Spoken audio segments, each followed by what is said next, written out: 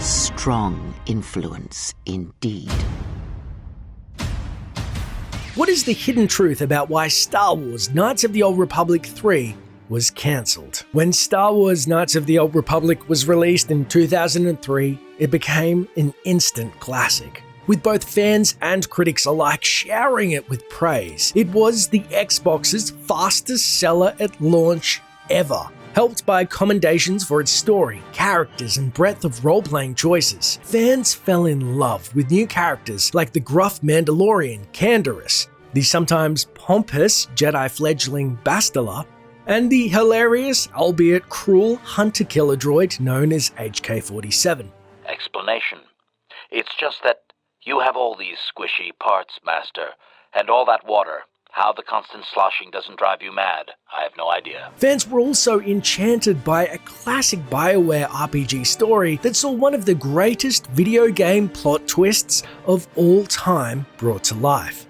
The game has made its way into the best of list for years, and it was no surprise when a sequel was announced. Knights of the Old Republic's second installment had big shoes to fill. Yet, instead of staying in-house, saw BioWare hand the reins to RPG innovators Obsidian Entertainment for a sequel that came out just a year later to positive reviews from players and critics alike, which miraculously managed to build upon the depth and breadth of the original storytelling, yet was ultimately undermined by bugs and cut content due to a paltry year-long development cycle that led to a rushed release. And although some fans would argue its story was superior to the original, it was, unfortunately, some of the first signs that there was trouble brewing for the third installment of the series and Star Wars games as a whole. However, with the commercial success of the first two games and the love the franchise has cultivated among casual and hardcore Star Wars fans alike, it's been no surprise that there have been fervent calls for a third installment, and yet the fandom has been left waiting for over 15 years. So what is the truth of why we haven't seen a sequel to the beloved Knights of the Old Republic series? Today, we'll look at why we've never got a KOTOR 3 and what could be coming in the franchise's future. There was a time, a moment, when my destiny wasn't certain. That moment is gone.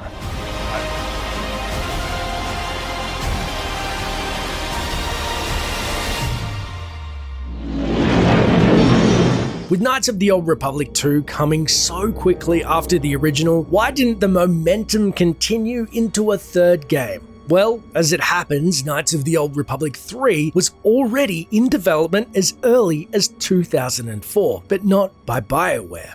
BioWare's Casey Hudson explained in an interview that they were looking to turn their attention away from Star Wars and to their own new sci-fi franchise, later known as the RPG Mass Effect.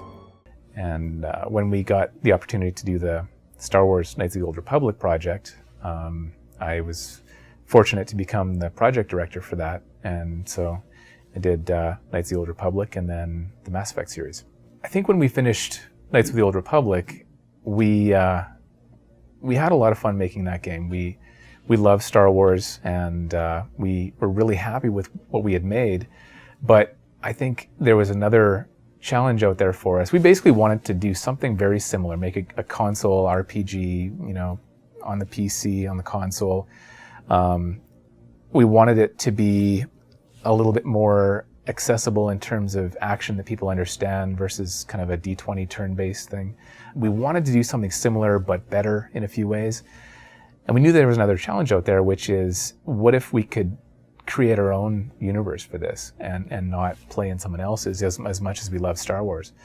However, Obsidian was still in full Star Wars mode, and according to KOTOR 2 writer Chris Avallone, the creative team behind the first two games had always intended to make a trilogy, and much of the story was fleshed out, as he revealed at length in an interview with VG 24/7. When we finished the second one, we were trying to restore our lives back to sanity, Avallone remembers. We did start working on the third game pitch because we always imagined a trilogy. Even when we were working on the second game, we tried to foreshadow what Darth Revan was doing in the second game. And he wasn't always just ruthlessly and mindlessly blowing up everything. He actually had a larger plan because there was some greater manipulation and threat going on. The third game involved you as a player character following where Revan went and then taking the battle to the really ancient Sith Lords who were far more terrifying than the Darths that show up. These guys would be just monsters. They would have power levels that were considerable, but at the same time, you'd be able to dig more into their psychologies and their personalities, their history, and even how they dealt with the player, how they talk with the player, the different powers they cultivated and developed. And for some of them, like, they're the ancients, so they're not just ruling a solar system, but swaths of the galaxy. So the places you'd travel to, you'd see how they left their stamp on that world, or that solar system, or whatever collection of moons. You'd see how horrible that was. Part of the environment would tell a story about that, and that would be great, an epic way to end the trilogy. The Old Republic are out there, we just didn't get a chance to do it. Avallone went on to say he isn't entirely sure why the game never happened, but he speculates that it could be down to internal politics, and said, I think part of the reason, and I'm just speculating, is that I think there was a team internal at Lucasarts at the time that wanted to do it, Avallone said. So obviously, they would like to have gotten priority over us. So I think that was one factor. Another factor is, I think that BioWare tried to do it a few times. They tried to pitch it and were like,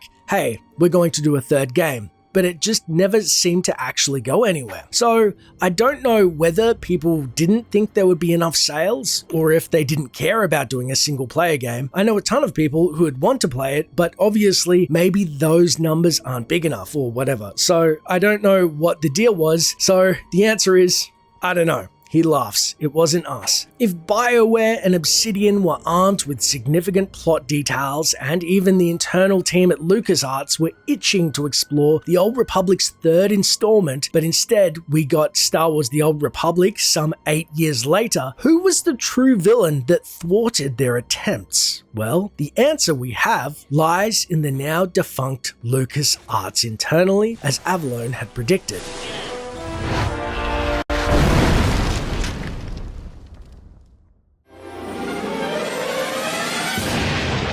What we initially really set out to do, which was take the famous battles from the movies, really recreate them 100%. This is the story behind the one and only LucasArts. It was revealed fully in the book Rogue Leaders, the story of LucasArts, why Star Wars games in the mid-2000s abruptly changed direction and almost vanished, including KOTOR 3's cancellation, which luckily I have a handy outline as the book's a great collector's piece, but it is a bit pricey and hard to come by these days. I'm just giving you a fair warning because when I bought it, I nearly fell over. So in the beginning, LucasArts began as a sidearm of George Lucas's vision, set to explore and innovate in the gaming industry. The company wisely decided to leverage some of Lucas's beloved IPs from films like Star Wars and Indiana Jones and created their own games around them. By the 90s, they went even further with games like TIE Fighter, Dark Forces, and even Monkey Island, cementing LucasArts as a major player in the gaming world. However, they had decided that, like Nintendo, being a publisher as well as developer was also a lucrative endeavor.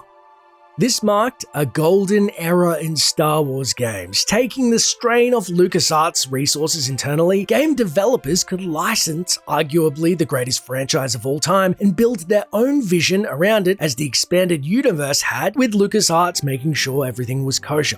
With titles such as Star Wars Galaxies, Jedi Outcast, Star Wars Battlefront, and of course, Knights of the Old Republic, and countless other Star Wars titles that were wholeheartedly embraced by fans. On the outside, it seemed LucasArts could do no wrong. But that was to the consumer and the audience. To the money men, this scenario was far from ideal. Although the games were beloved by many, studios began to feel downward pressure as their licenses came with unhealthy deadlines and expectations from LucasArts. Reports of which were that Star Wars Jedi Knight, Jedi Academy, a 2003 release, which only had a paltry 1-year development cycle allotted to follow up Outcast, which began to affect developers and their creativity.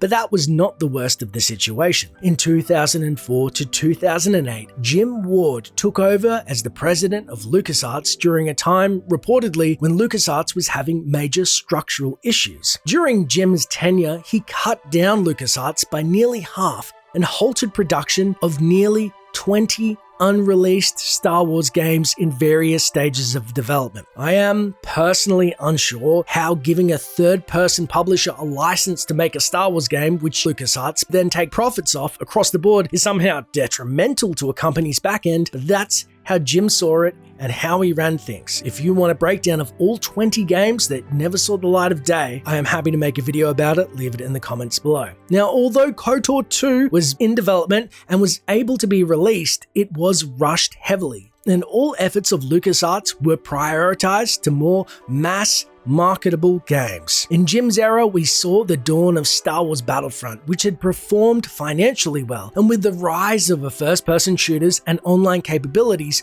all resources were put into the original Battlefront 2. Ironically, a title that later killed the hope of other Star Wars games once again when DICE developed it in 2015. As they say, history is doomed to repeat itself. We avenge our Emperor.